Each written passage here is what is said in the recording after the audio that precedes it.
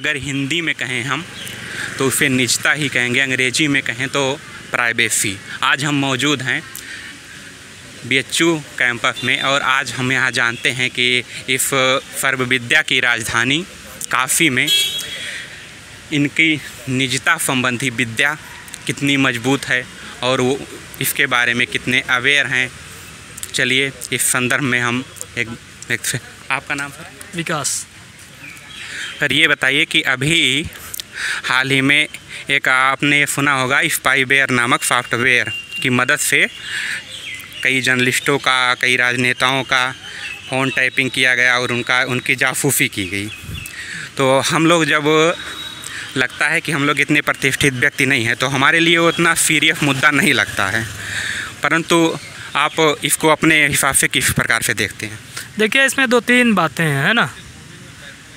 हमको दीजिए। एक तो अगर ये सार्वजनिक पदों पर बैठे हुए लोग हैं तो ऐसा करते क्या है कि छिपाने की ज़रूरत है, एक। दूसरा ये कि अगर कोई आदमी अपनी चीज़ें नहीं बताना चाहता तो उसकी जासूसी करना तो बिल्कुल गलत है। ये कानूनी रूप से हो सकता है आप दांव पेच लगा के सही साबित कर लें, लेकिन नैतिक दृष्टि से तो एकदम अपराध है ये। और रही बात हमारी कि वो प्रतिष्ठित हैं, हम प्रतिष्ठित नहीं, सब कोई मुद्दा नहीं है। अगर हमें बुखार होता है तो उन्हें टेंशन नहीं होती, तो अब उनकी निजता का हनन हो रहा है या जासूसी हो रही तो हमें क्यों टेंशन होने लगी? तो ये 2-3 मोटी बातें हैं। और अगला सवाल। नहीं सर, ऐसा हमें लगता है कि जैसे कि हम लोग अपने आप को उनसे कुछ अलग पाते हैं और लगता है कि उनका हो रहा है तो हमसे क्या मतलब है, जबकि ऐसा नहीं है। आप भी स्मार्टफोन चलाते ही होंगे। हाँ, हम सब कुछ करते हैं, स्मार्टफोन चलाते हैं सब, लेकिन मुद्दा वही है कि अगर हमारी परेशानियों से, और ये बहुत गंभीर मामला है, मैं हल्के में इसको बना के कह रहा हूँ, देश की जनता जिन दुरूह परिस्थितियों से रूबरू हो रही है उनसे इनको कोई मतलब नहीं है। और मतलब है तो इसलिए कि कोई अपनी TRP बढ़ा रहा होता है, कोई अपने वोट बैंक के चक्कर में लगा होता है, कोई भीड़ बटोर रहा होता है, कोई भड़का रहा होता है अपने किसी अन्य हित के लिए, कोई छिपे हुए एजेंडे के लिए। तो जब देश के किसी मुद्दे से, साधारण जन के मुद्दे से इनको नहीं मतलब है तो हम एक साधारण नागरिक होने के नाते उनके मुद्दे को लेके इतना टेंशन में क्यों रहें? हमारे पास बहुत सारी चीज़ें हैं जिन पे हम बात कर सकते हैं, जिन पे हमें काम करना चाहिए। अब ऐसा तो है नहीं किसी एक को वहाँ पे गोली मार दे तो सबसे बड़ी हमारी समस्या है। हाँ, समस्या तब होती जब हम उनके जनप्रतिनिधि होते, जब हमें कोई समस्या होती तो उन्हें भी होती, तब तुम मानते नहीं तो क्या ही मतलब है। बट सर, जैसा कि हमारा संविधान भी कहता है हमसे कि आर्टिकल 21 के तहत कि वो हमको राइट टू प्राइवेसी का अधिकार देता है, जो कि आर्टिकल 21 के तहत संरक्षित है, परंतु फिर भी उनका मान लीजिए नहीं है, आप उनसे उतना ताल्लुक़ नहीं रखते हैं, परंतु हमें लगता है कि हम मान लीजिए कोई ऐप अपने मोबाइल में डाउनलोड करते हैं या कुछ भी हो तो उसमें कुछ अलाउ करने के लिए मांगता है, और जो मांगता है उसे ज़्यादातर वो ऐसे अक्षरों में होता है जिसे हम अच्छे से पढ़ नहीं पाते, या फिर हमें उस ऐप को चलाने में इतनी जल्दी रहती है कि हम लोग अलाउ कर देते हैं, जिससे हमारी कुछ निजी जानकारियाँ लीक होने की संभावना रहती हैं।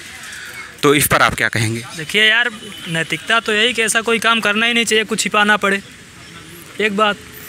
और दूसरी बात, हाँ, रही बात आर्टिकल 21 की, तो सब सही है। आर्टिकल 21 की जिम्मेदारी प्रशासन की है, अदालत की है, और जो हमारे जनप्रतिनिधि हैं उनकी है। जब वो खुद यहाँ पे फेल हो रहे हैं तो हम यहाँ पे बैठ के चिंता करके क्या कर सकते हैं? अगर हमें बहुत चिंता भी हो रही है तो यहाँ क्या करेंगे? बहुत करेंगे, कहीं धरना दे देंगे, बहुत करेंगे, कहीं जिंदाबाद मुर्दाबाद के नारे लगा लेंगे, और इससे भी ज़्यादा होगा तो पुलिस वाले उठवा देंगे या तो मार के लाठी भगा देंगे। और वो किसके आदेश के अनुसार करेंगे? वही जो निजता का अधिकार बनाने के लिए, बचाने के लिए बैठे हुए लोग हैं। तो कोई, मुझे नहीं लगता बहुत बड़ा मुद्दा है ये अभी भी मुझे लगता है कि ये किसी बहुत बड़े मुद्दे से ध्यान भटकाने के लिए खड़े किए गए विवादों में से एक है ये। ओके सर, जैसा कि इनका मानना है कि ये कुछ मुद्दों को भटकाने के लिए ऐसा किया गया है, हालांकि ठीक है, आगे भी देखते हैं हम और व्यक्तियों की राय लेते हैं। क्या नाम है सर आपका? सर मेरा नाम अभिजीत कुमार है। जी अभिजीत जी, ये बताइए कि आप अगर मान लीजिए कि पहले ये बताइए आपकी प्राइवेसी का मुद्दा आपके लिए कितना गंभीर है? बहुत गंभीर है मेरे लिए सर।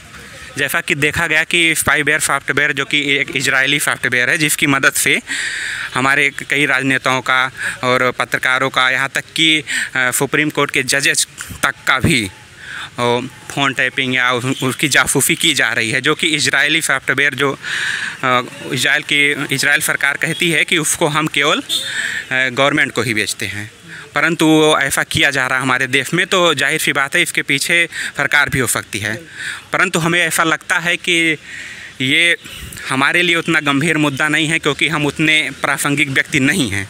परंतु आप ये बताइए कि वो कैसे हम लोगों के लिए ये गंभीर मसला हो सकता है। देखिए सर, ऐसा है कि ये निजता का अधिकार का उल्लंघन है, और जो डेमोक्रेसी में जो सिस्टम है रूल्स करने का पीपुल्स पे, तो उसको ये कहीं ना कहीं अफेक्ट करेगा। ये बहुत सारे जैसे जज क्या करते हैं, जस्टिस देंगे वो कोर्ट में, तो उनके प्राइवेसी को इस सॉफ्टवेयर के थ्रू ये लोग करके और उन पे प्रेशर क्रिएट कर सकते हैं किसी अलग तरह के जजमेंट दिवाने में। तो ऐसे ही और भी जो सिस्टम है गवर्नमेंट के, तो उसमें भी ये इन्फ्लुएंस करेगा, और इससे सोशल जस्टिस पीपुल को नहीं मिल पाएगा। तो उससे जाहिर सी बात है हमें जस्टिस चाहिए, तो हम प्रभावित हैं, और ये गलत नहीं, वो बात ठीक है, बट आपको मतलब व्यक्तिगत तौर पे किस तरीके से इस खतरे का अनुभव आप कर रहे हैं? अगर ऐसा अनुभव कर रहे हैं तो बताइए। सर, व्यक्तिगत रूप से अगर मैं भी स्टूडेंट हूँ और आगे चल के अपने पढ़ाई लिखाई करके कोई जॉब वगैरह करता हूँ या और भी कोई भी चीज़, तो उसमें हमारे भी प्राइवेसी इस सॉफ्टवेयर से जान के और एक प्रेशर क्रिएट किया जा सकता है कि आप जो कर रहे हैं, या फिर मैं गवर्नमेंट के ख़िलाफ़ ही कुछ किसी रूल्स एंड रेगुलेशन के ख़िलाफ़ हूँ, तो हम पे एक अलग तरह के प्रेशर बनाया जा सकता है कि, तो ये इस तरह से प्रभावित।